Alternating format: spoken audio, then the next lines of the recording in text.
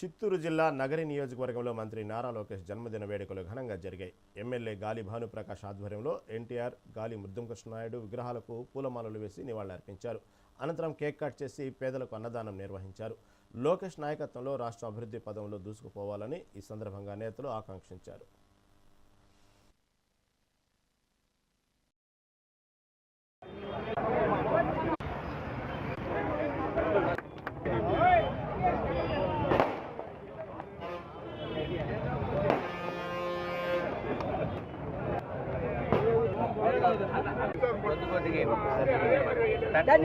గారి పుట్టినరోజు సందర్భంగా మన నగిరిలో బ్రహ్మాండంగా ఆయన బర్త్డే కూడా సెలబ్రేట్ జరిగింది. ఖచ్చితంగా ఇవాళ మన ఆంధ్రప్రదేశ్కే ఒక ఆశాజ్యోతిలాగా పనిచేస్తా ఉన్నాడు. ఎందుకంటే రెయిన్ బగళ్ళు అన్ని చోట్ల తిరుగుతూ మన ఆంధ్రప్రదేశ్ని అన్ని విధాలు ముందు పెట్టాలి, ప్రగతిపథం చేయాలి, మనం బాగా డెవలప్ కావాలి.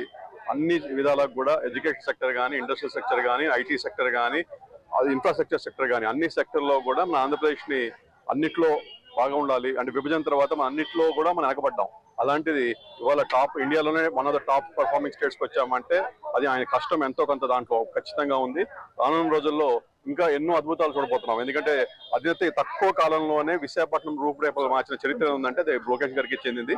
ఖచ్చితంగా రానున్న రోజుల్లో ఈ ఎంప్లాయ్మెంట్ క్రియేషన్ కూడా బాగా చేస్తారని చెప్పేసి నాకు పూర్తిగా విశ్వాసం ఉంది. అలాగే క్రియేట్ కూడా చేస్తున్నారు. ఈపాటికే ఇప్పుడు 2 లక్షల జాబుల పైన క్రియేట్ చేశారు.